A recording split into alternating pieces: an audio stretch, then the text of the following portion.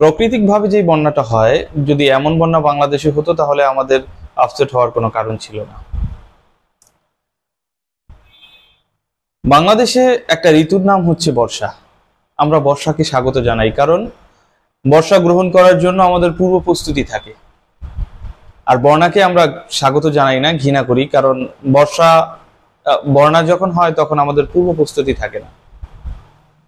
আমাদের এই দেশে যেহেতু এটা নিম্ন অঞ্চল, সেহেতু এখানে বর্ষা হবে, প্লাবিত হবে, এটাই স্বাভাবিক।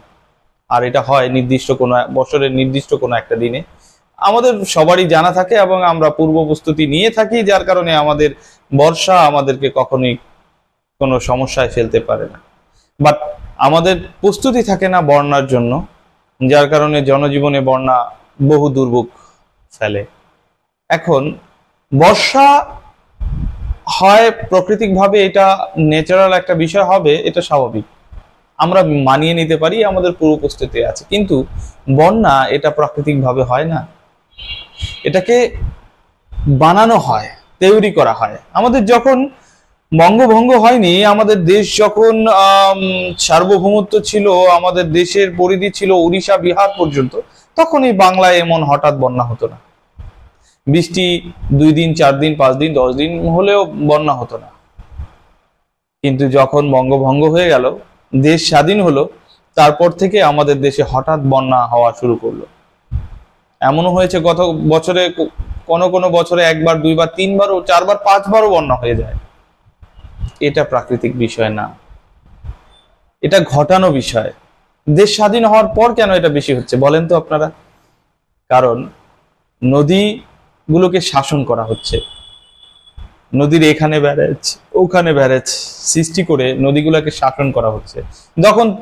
যখন 3-4 দিন বৃষ্টি হচ্ছে, তখন যেখানে ব্রেজ করা হয়েছে তার অপর প্রান্তে পানি বেড়ে যাচ্ছে, আর তারা হঠাৎ ব্রেজগুলো খুলে দিচ্ছে, আর প্লাবিত হচ্ছে নিম্ন অঞ্চল।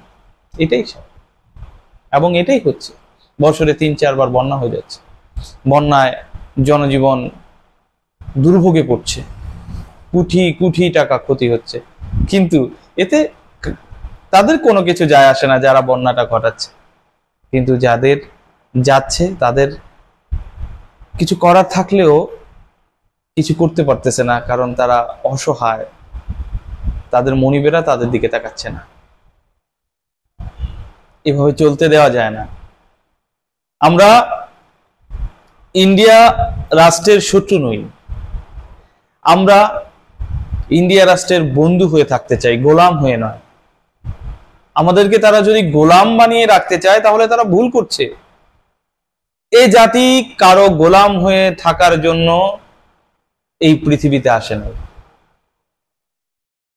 তারা হঠাৎ হঠাৎ পানি ছেড়ে দিচ্ছে। গত 50-52 বছর যাবত তারা আমাদের উপর যে অত্যাচার নিপীড়ন করছে, এটা মেনে নেওয়ার বিষয় না। তাদের যখন খুশি তখন তারা বাঁধ ছেড়ে দিচ্ছে, আমাদের দেশ প্লাবিত হয়ে যাচ্ছে, আমরা ডুবে যাচ্ছি, কেউ কোনো কিছু বলছে না। বলছে বন্যা হয়েছে, সবাই সহযোগিতা করো। বন্যা হয়েছে, সবাই সহযোগিতা করো, সেটা অবশ্যই করতে হবে, কিন্তু প্রতিবাদও করতে হবে। যেমন করে আমরা স্বৈরাচার পতন করেছি, তেমন করে আমাদের প্রতিবাদ করতে হবে। ইন্ডিয়ায় যেই বেড়িবাঁধগুলো দিয়েছে নদীর উপর, নদী শাসনের নামে, তাদের বেড়িবাঁধগুলো ভাঙতে হবে। যদি তারা তাদের বেড়িবাঁধগুলো না ভাঙে, তাহলে আমরাও ব্যারেজ তৈরি করব বাংলাদেশের ভূখণ্ডে। তারা যদি পানি ছেড়ে দেয়, তাদের বেড়িবাঁধের চেয়ে আমরা উঁচু করে বেড়িবাঁধ তৈরি করব, তাদেরকে আমরা প্লাবিত করে বন্যায় ভাসিয়ে দেব। দরকার নেই তাদের পানি।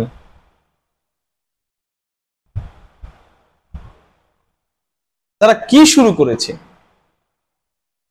দেশের কোন সরকার এই ব্যাপারটা কি মাথায় নিতে পারে না? এই ব্যাপারটা কি কোনো মাথায় নেই? গত বছরও বন্যা হলো, এবছরও কিছুদিন আগে বন্যা হলো, আবার এখন বন্যা। এটা তো প্রাকৃতিক ভাবে না, এটা তো ঘটানো হচ্ছে, সংগঠিত করে এটা করা হচ্ছে।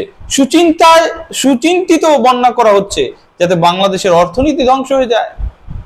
কিছুদিন পর পরই তাদের দেশে যখন বেশি বৃষ্টি হয় তখন পানি ছেড়ে দেয় আমাদের দেশে, আর যখন বৃষ্টি হয় না তখন তারা পানি আটকিয়ে রাখে, আর আমাদের দেশের নদীগুলো অবস্থা খারাপ হয়ে যায়।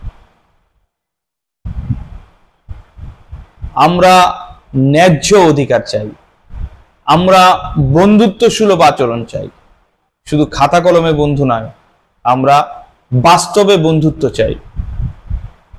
ইন্ডিয়ার জনগণ, আমরা ইন্ডিয়ার জনগণের শত্রু না, ইন্ডিয়া রাষ্ট্রেরও শত্রু না, কিন্তু তারা আমাদের শত্রুতে রূপান্তরিত করছে, এটা যেন তারা মনে রাখে। অবশ্যই আমি আশা করব এটার সুস্থ সমাধান খুব শীঘ্রই হবে।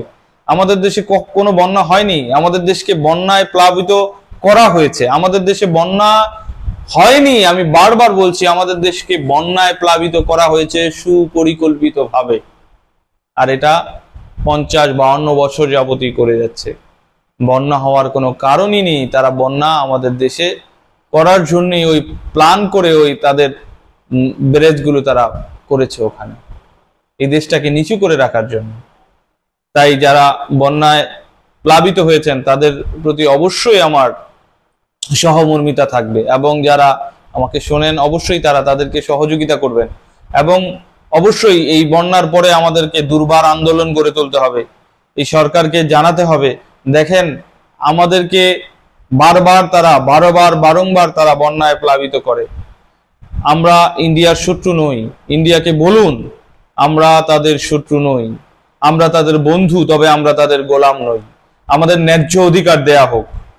যদি আর কোনোবার আমাদের দেশকে প্লাবিত করা হয় তাহলে আমরা ইন্ডিয়ার সাথে সমস্ত সম্পর্ক ছিন্ন করব।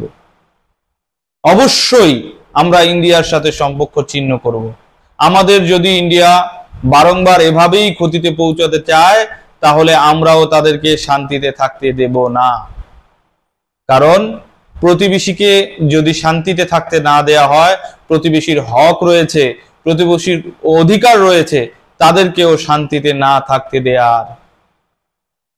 তাই ইন্ডিয়া সরকারকে যদি সে মনে করে একটা হুমকি, তাহলে হুমকি স্বরূপ বলতে চাই, বারংবার আপনারা আমাদের সাথে এমন আচরণ করতে পারেন না, আপনাদের এমন আচরণ করার কোনো অধিকার নেই।